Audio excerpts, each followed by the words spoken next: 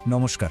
চলুন আজ পিএম কিষাণ সম্মান নিধি যোজনার একদম লেটেস্ট আপডেটটা নিয়ে একটু বিস্তারিত আলোচনা করা যাক।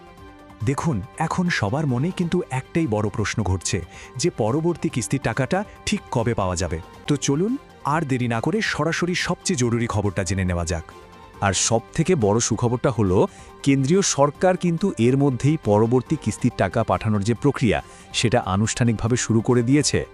আচ্ছা, তো এই যে সুখবরের কথা বলা হচ্ছে, এর আসল মানেটা কি?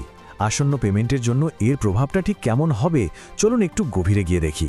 এই যে আপডেটটা, এটা হলো 22তম কিস্তির জন্য, মানে ডিসেম্বর থেকে মার্চ মাস পর্যন্ত যে সময়টা, সেই সময়ের টাকাটা নিয়ে কথা হচ্ছে। তবে হ্যাঁ, একটা বিষয় কিন্তু পরিষ্কার করে বোঝা দরকার। সবাই কিন্তু এই টাকাটা পাবেন না, কারণ সরকার কয়েকটা নির্দিষ্ট নিয়ম বেঁধে দিয়েছে, যার ভিত্তিতে কিছু আবেদনকারী বাদ পড়বেন। মূলত দুটো বড় কারণের জন্য সুবিধাভোগীদের তালিকা থেকে নাম বাদ দেওয়া হচ্ছে। প্রথমত, যদি দেখা যায় একই পরিবারে একাধিক সদস্য এই প্রকল্পের সুবিধা পাচ্ছেন। আর দ্বিতীয়ত, যেসব কৃষক 2019 সালের পরের কোনো তারিখের জমির রেকর্ড দিয়ে আবেদন করেছেন, তাদের আবেদনও কিন্তু বাদ দেওয়া হয়েছে।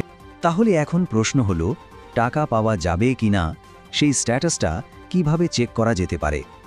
আসুন আমরা একদম ধাপে ধাপে পুরো পদ্ধতিটা দেখে নিই। ব্যাপারটা কিন্তু খুবই সোজা। প্রথমে গুগলে গিয়ে পিএম কিষাণ লিখে সার্চ করতে হবে। তারপর যে অফিসিয়াল ওয়েবসাইটটা আসবে, মানে pmkisan.gov.in, ওটাতে ক্লিক করতে হবে। পেজটা খুললে একটু নিচের দিকে গেলেই নো ইয়োর স্ট্যাটাস বলে একটা অপশন পাওয়া যাবে। স্ট্যাটাস পেজে যাওয়ার পর সেখানে রেজিস্ট্রেশন নম্বরটা দেওয়ার জন্য একটা জায়গা থাকবে। তার ঠিক নিচে স্ক্রিনে একটা ক্যাপচা কোড দেখা যাবে, সেটা দেখে দেখে টাইপ করতে হবে। তারপর গেট ওটিপিতে ক্লিক করলেই একটা ওটিপি আসবে, সেই ওটিপিটা বসিয়ে দিলেই সব ডিটেলস দেখা যাবে। এখন যদি রেজিস্ট্রেশন নম্বরটা মনে না থাকে, তাহলেও চিন্তার কিছু নেই। ওখানে নো ইয়োর রেজিস্ট্রেশন নাম্বার বলে একটা লিঙ্ক দেওয়া আছে। সেটা ব্যবহার করে আধার বা মোবাইল নম্বর দিয়ে খুব সহজেই রেজিস্ট্রেশন নম্বরটা খুঁজে বের করা যায়। বেশ, স্ট্যাটাস পেজ পর্যন্ত তো পৌঁছানো গেল, কিন্তু ওখানে কি লেখা আছে সেটার মানে বোঝাটা কিন্তু সবচেয়ে জরুরি। শুধু দেখলেই তো হবে না, তাই না? এলিজিবিলিটি স্ট্যাটাস বলে যে বিভাগটা আছে, সেখানে মূলত 3টে জিনিস দেখতে হবে। এই 3টে বিষয়েই যদি অনুমোদন থাকে, তবেই কিন্তু টাকাটা প্রসেস হবে। এই 3টে হলো আসল চেকলিস্ট। দেখুন, ল্যান্ড সিডিং মানে হলো জমির তথ্য যাচাই করা হয়েছে। আধার ব্যাংক অ্যাকাউন্ট সিডিং নিশ্চিত করে যে আধার কার্ডটা ব্যাংক অ্যাকাউন্টের সাথে ঠিকঠাক লিঙ্ক করা আছে। আর ইকেওয়াইসি স্ট্যাটাস মানে হলো পরিচয় যাচাইয়ের কাজটা সম্পূর্ণ হয়েছে।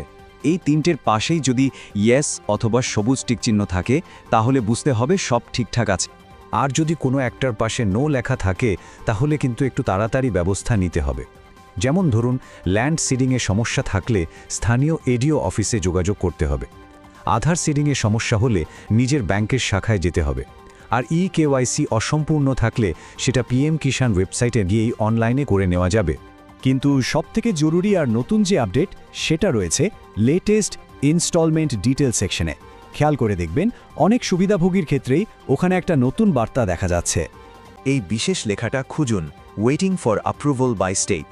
এই লেখাটা থাকার মানেই হলো প্রোফাইলটা পরবর্তী পেমেন্টের জন্য লাইনে আছে এবং প্রক্রিয়াটা এগোচ্ছে। তো এই ওয়েটিং ফর অ্যাপ্রুভাল বাই স্টেটের মানেটা কি? এর সহজ মানে হলো, কেন্দ্রীয় সরকার পেমেন্টের তালিকা তৈরি করে ফেলেছে এবং সেটা চূড়ান্ত অনুমোদনের জন্য সংশ্লিষ্ট রাজ্য সরকারের কাছে পাঠিয়ে দিয়েছে। অর্থাৎ কেন্দ্র নিজের কাজটা করে দিয়েছে, এখন রাজ্য সরকারের অনুমোদনের অপেক্ষা। ঠিক আছে, তাহলে এই ধাপের পর কি হবে? চলুন এবার দেখে নেওয়া যাক যে টাকাটা অ্যাকাউন্টে আসা পর্যন্ত প্রক্রিয়াটা ঠিক কিভাবে এগোবে। রাজ্য সরকার যখনই অনুমোদনটা দিয়ে দেবে, সঙ্গে সঙ্গে স্ট্যাটাসটা পাল্টে যাবে। তখন ওয়েটিং ফর অ্যাপ্রুভাল বাই স্টেটের জায়গায় লেখা দেখাবে আরএফটি সাইন্ড বাই স্টেট। এটা একটা বড় ইঙ্গিত যে কাজটা এগোচ্ছে। এই আরএফটি এর পুরো কথাটি হলো রিকোয়েস্ট ফর ফান্ড ট্রান্সফার।